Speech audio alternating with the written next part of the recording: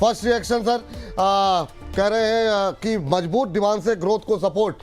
RBI governor की तरफ से कमेंट्री आई है, टिप्पणी आई है। रुख जो है वो न्यूट्रल रखा गया है, कोई बदलाव नहीं। ये हम सबको पता था कि नहीं होगा, लेकिन आपका फर्स्ट रिएक्शन अभी जो है आरबीआई गवर्नर की पॉलिसी को लेकर के।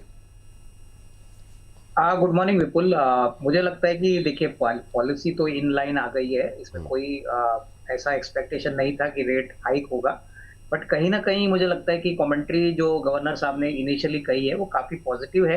मुझे लगता है कि कहीं ना कहीं अगर थोड़ी बहुत लिक्विडिटी को लेके कोई अनाउंसमेंट आता है तो मेरे ख्याल से मार्केट्स उसको पॉजिटिवली लेगी, लेकिन कहीं ना कहीं न्यूट्रल स्टांस रख के आरबीआई गवर्नर साहब ने आई थिंक एक क्लियर मूव दिया है कि वो ग्रोथ को फोकस करेंगे। तो डेफिनेटली मार्केट्स अभी फिलहाल तो मेरे ख्याल से खुश रहेंगे, इसमें कोई बदलाव नहीं है। बट मैं समझता हूँ कि बैंकों से क्या कमेंट्री आती है उसमें काफी है। रेट हो ऑलमोस्ट 14-15% है, ट्रांसमिशन पे ज्यादा फोकस रहेगा तो नेट पॉजिटिव मार्केट जो है उसको पॉजिटिव लेगा। आपको बता दें रेपो रेट 5.25, एमएसएफ रेट 5.50 और एसडीएफ रेट 5% पर स्थिर रखा गया है। तो ब्याज दरों में अभी के लिए कोई भी बदलाव नहीं किया गया है। बैंकिंग शेयरों में मोमेंटम देखने को मिल रहा है, हालांकि प्राइवेट बैंकों में थोड़ा सा प्रेशर है। एचडीएफसी बैंक आधे %, आईसीआईसीआई बैंक आधे %, एक्सिस बैंक में भी करीब आधे % के आसपास की गिरावट देखने को मिल रही है। ऑटो स्टॉक्स की बात करें तो यहाँ पर मोमेंटम है। हुंडई अभी भी तेजी के साथ कामकाज करता हुआ। टीवीएस मोटर्स में हम देख रहे हैं करीब 1.5-2% की तेजी। हीरो मोटोकॉर्प जो है अच्छी मजबूती दिखा रहा है। एनबीएफसी स्टॉक्स की बात करें तो बजाज फाइनेंस 0.25%, चोला इन्वेस्टमेंट आधे % के आसपास की तेजी। श्रीराम फाइनेंस में लगातार अच्छी मजबूती।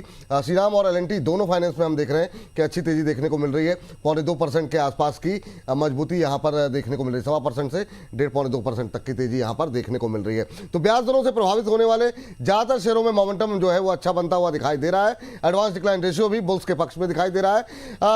रजी सर, तो फिर यहाँ से फिर अब मान के चलें कि अब चिंता वाली कोई बात नहीं है अभी, जिस तरीके से बाजार की रफ्तार बनी हुई है उसको लेकर के, और क्रूड भी हमारा $80 के नीचे आता हुआ, 79 के नीचे।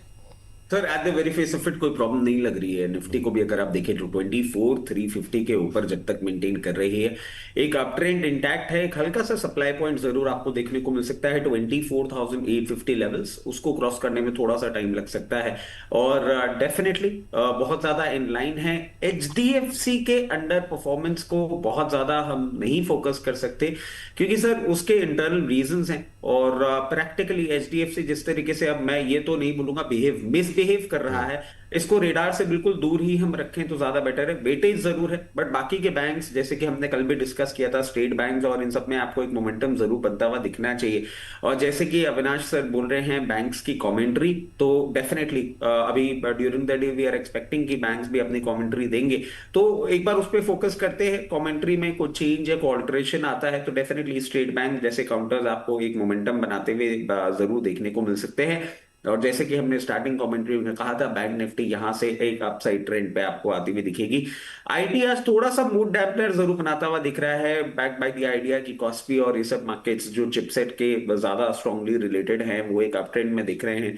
But till the time IT is closing above 30,800 कोई भी प्रॉब्लम वाली बात नहीं है, और एक बाउंस बैक मूव आपको वहां पे भी देखने को जरूर देखने को मिलेगा। चलिए ये बात यहाँ पर निकल करके आइए सर, जरा एक नज़र डालिए हिमांशु सर, सीएट को लेकर के जिस तरीके का मोमेंटम यहाँ पर देखने को मिल रहा है, 3720 के आसपास ट्रेड करता हुआ और 3% से ज़्यादा की तेजी। कोई एक्शन देखने को मिल रहा है क्या सर सीएट में? देखिए सर, ओवरऑल तो ये सीएट का अगर मैं चार्ट देखता हूं तो अभी भी एक नैरो रेंज में ही कंसोलिडेट कर रहा है, जहां पर हम काफी समय से 4000 और 3300 के बीच में एक दायरे में ट्रेड बनता हुआ देख रहे हैं। लेकिन अगर इस मोमेंटम में ये 3800-3820 के ऊपर निकल पाता है तो ऐसा लगता है कि ये अटेम्प्ट शायद ये 4000 के ऊपर का ब्रेकआउट देने में कामयाब रहेगा। तो फिलहाल अभी यहाँ पर कोई क्लियर कट ट्रेड नहीं है। 3825 के ऊपर अगर ये स्टॉक निकले तो इसमें तेजी की पोजीशन बनाई जा सकती है। और सर, शो की शुरुआत है तो एक बाई कॉल के साथ मैं शुरुआत करना चाहूंगा। चलिए ये बात यहाँ पर निकल करके आई है यहाँ पर सेट। इनफैक्ट विपुल मुझे लगता है काफी अच्छा आउटलुक आरबीआई ने दिया है, और मुझे लगता है मार्केट्स इस बात पे खुश होगा कि जीडीपी का आंकड़ा अगर बढ़ता है तो ओवरऑल इकोनॉमी में ग्रोथ मोमेंटम इसका मतलब स्ट्रांग है। आगे भी मुझे लगता है कि ये नंबर देखते हुए जो इंडस्ट्रियल और जो इंफ्रास्ट्रक्चर रिलेटेड सेक्टर्स है, जैसे आयरन हो गया, स्टील हो गया, मेटल, उसके बाद सीमेंट, कैपिटल गुड्स, मेरे ख्याल से डोमेस्टिक इंडस्ट्री के लिए अच्छी बात है, क्योंकि इकोनॉमी का बढ़ना ओवरऑल इंडस्ट्री के लिए भी अच्छा है। तो डेफिनेटली इस बात से मार्केट भी काफी खुश रहेगा। ये बात आपकी बिल्कुल सही है सर। और अभी के लिहाज से सर, अगर जीडीपी अनुमान को जो बढ़ावा दिया गया है, तो हम ये मान के चलें कि जो जितने भी ये जो बैंकों से जुड़े हुए, एनबीएफसी से जुड़े हुए जो क्षेत्र हैं, वो अगले 3-6 महीने में 1 साल का अगर नज़रिया हो, तो वहाँ पर जो है क्या सकारात्मक रुख रहने की उम्मीद करें? अविनाश सर? नहीं, बिल्कुल देखिए, बैंकिंग के लिए अच्छी बात है, क्योंकि क्रेडिट ग्रोथ ऑलरेडी जैसे मैंने कहा कि 14-15% के ऊपर है। बैंकों की एसेट क्वालिटी ठीक-ठाक है, तो इनके डिसबर्समेंट्स में आपको दूसरे और तीसरे तिमाही में अच्छा ग्रोथ देखने को मिलेगा। ऑलरेडी Q1 में हमने देखा है कि बैंकों ने अच्छा परफॉर्मेंस दिखाया है, और नॉर्मली सीजन सेकंड क्वार्टर से यानी जुलाई टू सितंबर और अक्टूबर टू मार्च में पिकअप होता है। तो डेफिनिटली बैंकों और एनबीएफसी के लिए, दोनों के लिए अच्छी बात है, क्योंकि ज़्यादा बिज़नेस मिलेगा, ज़्यादा डिसबर्समेंट्स होंगे, और ये सब इनके आंकड़ों में ज़रूर आपको देखने को मिल सकता है। ठीक। ये बात यहाँ पर निकल कर के आई है, और अविनाश सर से कुछ बातचीत करते हैं। अविनाश सर, अभी ये जितने एनबीएफसीज हैं, जितने बैंकिंग हैं, ऑटो हैं, इनमें क्या कोई शेयर ऐसे हैं जहाँ पे आपकी निगाहें मतलब आपकी निगाहें बनी हुई हो मीडियम टर्म के लिए? नहीं, मेरे ख्याल से 1-2 एनबीएफसीज है विपुल। इसमें एक तो बजाज फाइनेंस रहेगा, दूसरा श्रीराम फाइनेंस रहेगा। क्योंकि देखिए, इंटरेस्ट का में कोई बदलाव आया नहीं है, और ओवरऑल मैं समझता हूँ कि इकोनॉमी में क्रेडिट ग्रोथ काफ़ी अच्छी है। प्लस बजाज फाइनेंस के नंबर्स आ गए हैं, काफ़ी अच्छे हैं, एसेट क्वालिटी भी ठीक-ठाक है। तो मुझे लगता है कि अगले 2 या 3 क्वार्टर के लिए होपफुली, अगर इकोनॉमी जिस प्रकार से आरबीआई गवर्नर साहब ने बोला है कि भाई 6.8 और 7% बढ़ेगी, तो डेफिनेटली इसका मतलब है कि स्पेंडिंग बढ़ेगी, इनके लिए ग्रोथ मोमेंटम बढ़ेगा। श्रीराम फाइनेंस की बात करें तो देखिए, कमर्शियल व्हीकल सेक्टर में काम करते हैं, यूज्ड ट्रक्स में बहुत बड़े नाम हैं। तो कहीं न कहीं अगर इकोनॉमी बढ़ती है, तो कमर्शियल व्हीकल के सेल्स तो ऑलरेडी अच्छे चल रहे हैं। तो ये दोनों कंपनीज़ पे मुझे लगता है कि पॉजिटिव इम्पैक्ट आना चाहिए, और कहीं न कहीं दूसरा और तीसरी तिमाही काफ़ी अच्छा होना चाहिए। दोनों स्टॉक्स अच्छे वैल्यूएशंस पे ट्रेड कर रहे हैं, तो इनके लिए मेरे ख्याल से अगला 6 से 12 महीना हमको पॉजिटिव लग रहा है। 6 से सर, कोई टारगेट भी देना चाहेंगे क्या? मतलब मान लीजिए अगर 1 साल के लिए, 6 महीने के लिए लेके जाएँ अगर, पहले 6 महीने का बता दीजिए अगर, मतलब बहुत लोग ये मतलब थोड़ा स्पेसिफिक होते हैं कि कुछ टारगेट, कुछ लेवल बता दिए जाएँ। जी। देखिए, श्रीराम फाइनेंस में मुझे लगता है कि 1250-1300 का एक नियर टर्म का टारगेट बन सकता है। बजाज फाइनेंस पे हमारा होल्ड है। हम चाहेंगे कि इसमें थोड़ा-सा स्टैगर्ड वे में लोग खरीदें, और साल भर का टारगेट प्राइस नहीं, बट कम से कम एक 15-16% की अपसाइड डेफिनिटली मिलेगी, क्योंकि बहुत समय तक 1050-1100 में वो ट्रेड कर रहा था। तो करीबन यहाँ से अगर 15-16% हम कहते हैं, तो यह भी मेरे ख्याल से करीबन 1250-1300 का एक नियर टर्म का टारगेट बनेगा, और काफ़ी सेफ काउंटर्स है, जहाँ पे आपका कैपिटल भी सेफ रहेगा और रिस्क रिवॉर्ड आपके फेवर है।